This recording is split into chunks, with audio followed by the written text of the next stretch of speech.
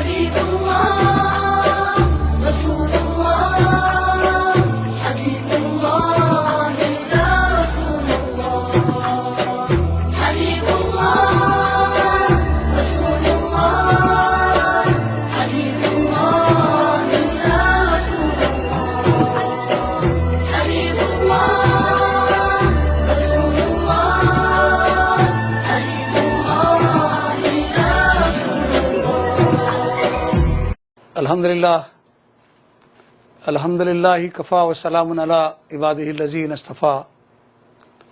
اما بعد. محترم ناظرین، میں اس موقع پر اللہ کا شکر ادا کرتا ہوں کہ اللہ تعالیٰ نے ایک مرتبہ آپ کی خدمت میں کچھ سننے سنانے کا موقع عطا کیا ہے. اس موقع پر آپ کی خدمت میں عرض کرنا ہے کہ انسانی زندگی میں آدمی جو کچھ اعمال کرتا ہے، جو کچھ کام کرتا ہے، صبح شام جو زندگی گزارتا ہے، اس کا پورا دار و مدار نیت پر ہوتا ہے. آدمی کی نیت جیسی ہوتی ہے اللہ تبارک و تعالیٰ اس کا اجر، اس کا صلہ، اس کی محنت کا پھل ایسا ہی اس کو عطا کرتا ہے. عام طور پر دنیا میں یہ دیکھا جاتا ہے کہ لوگ جو اعمال کرتے ہیں ان اعمال کے پس پردہ بعض مرتبہ جانے انجانے میں لوگ کچھ ایسے کام کر جاتے ہیں جس کے نتیجے میں ان کے کیے کرائے تمام کام جو اگرچہ کہ نیک اور صالح سمجھ میں آتے ہیں، ان کی اخلاص اور ان کی نیت میں کھوٹ کے نتیجے میں وہ اعمال ان کے ضائع ہو جاتے ہیں، اکارت ہو جاتے ہیں. اللہ کے نبی صلی اللہ علیہ وسلم کی حدیث کا مفہوم ہے کہ انما الاعمال بالنیات، آدمی کو وہی کچھ ملتا ہے جس کی وہ نیت کرتا ہے. اس کے ضمن میں ایک حدیث کا مفہوم آپ کی خدمت میں عرض کروں کہ عام طور پر لوگ جو دنیا میں خیر کے کام کرتے ہیں، خیرات کے کام کرتے ہیں، اچھے کام کرتے ہیں، نیکی کے کام کرتے ہیں اور یہ سمجھتے ہیں کہ وہ بہت اچھے کام کر رہے ہیں، لیکن بعض مرتبہ خود سری، خود نمائی،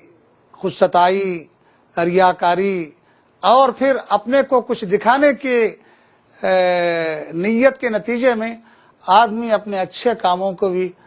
خدا کی بارگاہ میں برباد کر دیتا ہے. اللہ کے نبی صلی اللہ علیہ وسلم نے فرمایا جب قیامت قائم ہو جائے گی تو اللہ تعالیٰ کی بارگاہ میں 3 بڑے اعمال کرنے والوں کو پیش کیا جائے گا. اللہ تبارک و تعالیٰ ایک شخص کو بلائے گا اور اس سے پوچھے گا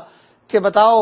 تمہیں میں نے علم کی دولت سے مالا مال کیا تھا، تمہیں علم سے سرفراز کیا تھا، تم نے اس سے کیا کام لیا، تم نے اس کا کیا حق ادا کیا؟ وہ شخص کہے گا کہ اے اللہ، میں نے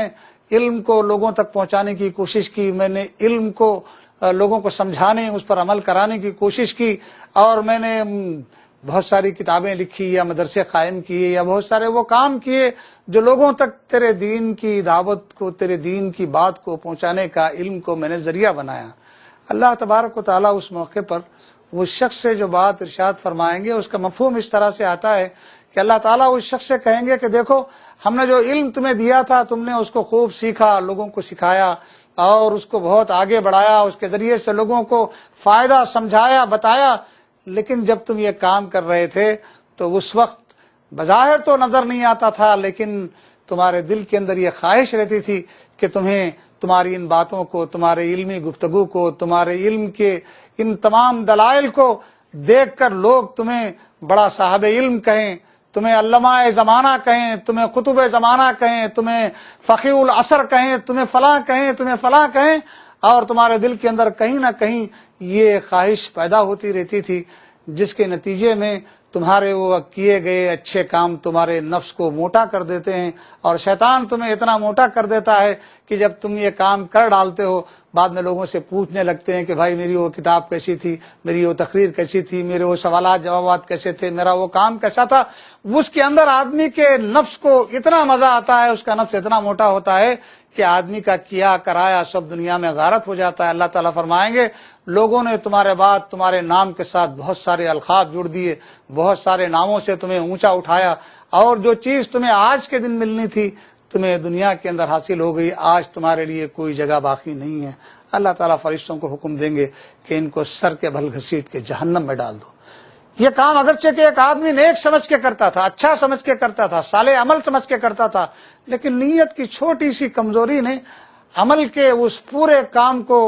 بارگاہ خداوندی میں ناراضگی کا سبب بننے پر محمول کر دیا۔ ناظرین، ایک دوسرے شخص کو نبی صلی اللہ علیہ وسلم فرماتے ہیں کہ اللہ کی خدمت میں پیش کیا جائے گا، اور اس شخص سے اللہ تعالیٰ پوچھے گا کہ جناب میں نے آپ کو مال و دولت سے سرفراز کیا تھا، آپ کو دنیا میں بہت ساری دولت میں نے آپ کو عطا کی تھی، تمہیں ایسی اور ایسی اور ایسی دولت دی تھی، کیا کر کے آئے ہو؟ وہ کہتے ہیں اے اللہ تو جانتا ہے میں تو حاتم تائی بنا ہوا تھا، میں زکوٰۃ کی ساڑیاں لمبی لمبی قطاروں میں جمع کر کے میں لوگوں کو تقسیم کرتا تھا، میں رمضان کٹس کے نام پر سووں ڈبے سووں پاکٹس لوگوں کو بتا بتا کے فوٹوز لے کے میں لوگوں کو تقسیم کرتا تھا، اے اللہ میں گھر کے سامنے لوگوں کو بلا بلا کے لائنوں میں کھڑا کر کے میں لوگوں کو پیسے دیتا تھا، تو جانتا ہے دنیا جانتی ہے۔ اللہ تعالیٰ فرمائے گا نادان تو یہ چاہتا تھا کہ دنیا میں تجھے لوگ کہیں بڑا حاتم تائی ہے، بڑا سخی داتا ہے، بڑا دل والا ہے، اللہ نے دولت دیا ہے تو خوب خرچ کرتا ہے۔ جب لوگ یہ بات کرتے تو نفس موٹا ہو جاتا، بہت خوش ہوتا، اور جب یہ بات لوگ نہ کرتے تو ناراض ہو جاتا اور کڑنے لگتا۔ اللہ تعالیٰ فرمائے گا کہ تم دنیا میں جو چیز چاہتے تھے، تمہارے خرچ کرنے کو لوگ سرائیں، تمہاری تعریفیں ہوں، تمہاری توصیف ہو، تمہارے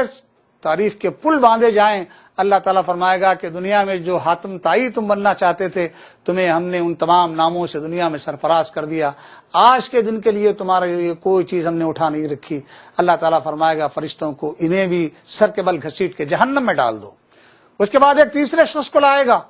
اور اسے پوچھے گا کہ تم کیا کر کے آئے ہو؟ تو وہ شخص سیدھا سیدھا کہے گا اللہ میں نے تیرے دین کے لیے اپنی گردن کٹائی ہے، میں شہید ہو کر آیا ہوں۔ اللہ تعالیٰ فرمائے گا تم تو شہید اس لیے ہونا چاہتے تھے کہ تمہارے مارنے کے بعد لوگ کہیں یہ عارف شہید ہے، یہ یعقوب شہید ہے، یہ یاسین شہید ہے، یہ علامہ شہید ہے۔ تم کو لوگوں نے بڑے بڑے پوسٹروں پہ تمہاری شہادت کے نغمے گائے، تمہاری شہادت کے ترانے گائے، تمہاری شہادت کے نعرے لگائے، تمہاری قبر پر، تمہاری مزار پر، تمہاری گنبد پر، تمہارے شہر میں، تمہاری گلیوں میں تمہاری شہادت کے چرچے ہونے لگے۔ تم جب شہید ہو رہے تھے تمہارے دل میں جو بات تھی کہ لوگ تمہیں ایک بڑا شہید کہیں، اللہ تعالیٰ فرماتے ہیں کہ ہم نے دنیا میں وہ چیز تمہیں عطا کر دی، اب آخرت کے دن کے لیے، قیامت کے دن کے لیے کچھ باقی نہیں اٹھا رکھا۔ اللہ کے نبی صلی اللہ علیہ وسلم فرماتے ہیں کہ ایک آدمی کو صرف اخلاص میں کمی کی وجہ سے، نیت کی کھوٹ کی وجہ سے فرمائیں گے وہ شہید کو اس کو سر کے بل گھسیٹ کے جہنم میں ڈال دو۔ ناظرین، آپ جانتے ہیں کہ اللہ کے نبی صلی اللہ علیہ وسلم نے فرمایا کہ یہ تین افراد دنیا میں اسی طرح کے لوگ ہوتے ہیں، یہی اعمال ہے جس کو ہم کرتے ہیں۔ اتنا سب کرنے کے باوجود بھی ایک آدمی اپنی نیت کی چھوٹی سی کمزوری، اپنے عمل کے اندر کھوٹ کے نتیجے میں، وہ جس کام کے نتیجے میں جنت میں جا سکتا تھا، سر کے بل گھسیٹ کے جہنم میں ڈال دیا جائے گا۔ حضرات، ناظرین، ایک اور بات میں آپ کو بتاتے چلوں، اخلاص اور خلوص اور نیت اور الہیت کی جو بات کرتے ہیں، آدمی جب ایمان کا دعویٰ کرتا ہے تو کافی نہیں ہوتا ایمان کا دعویٰ کرنا، ایمان کے ساتھ آدمی کو عمل صالح اختیار کرنا پڑتا ہے۔ جب آدمی عمل صالح اختیار کرتا ہے تو اس کو وہاں استقامت کا ثبوت دینا پڑتا ہے۔ جب وہ استقامت کا ثبوت دیتا ہے تو اس کو کچھ مسائل آتے ہیں جس میں قدم لڑکھڑانے لگتے ہیں، چوک جاتا ہے تو اس کی لغزشیں ہوتی ہیں تو اسے توبہ و استغفار کرنا پڑتا ہے۔ آدمی ایمان لائے، عمل صالح اختیار کرے، استقامت کا مظاہرہ کرے، توبہ و استغفار کرے، ان تمام چیزوں میں بھی آدمی چوک سکتا ہے، آدمی لڑکھڑا سکتا ہے۔ اگر وہاں ان کاموں میں، ایمان کے معاملے میں اگر اس کی نیت لڑکھڑا جائے، عمل کے معاملے میں نیت لڑکھڑا جائے، توبہ و استغفار کرتے ہوئے میں یہ سمجھنے لگے کہ لوگ مجھے بڑا متقی سمجھیں، پرہیزگار سمجھیں، بڑا توبہ و استغفار کرنے والا سمجھیں، اور پھر اس کے بعد میں آدمی اپنے دل کی کھوٹ کی وجہ سے اپنے کو نہیں پہچان سکے، اپنے اخلاص کی وجہ سے، اپنے نیت کی وجہ سے کمزوری دکھائے، تو اس کا ایمان، اس کا عمل صالح، اس کا صبر، اس کا استقامت اور اس کی توبہ و استغفار کسی کام کی نہیں ہوگی۔ اللہ سے میں دعا کرتا ہوں کہ اللہ تعالی ہمیں اپنے نیتوں کی کھوٹ سے محفوظ رکھے اور خدا کے خوف سے اور اللہ کی رضا کے لیے کام کرنے کی توفیق عطا فرمائے۔ رب اغفر وارحم انت خیر الراحمین برحمتک یا ارحم الراحمین۔ الحمدللہ۔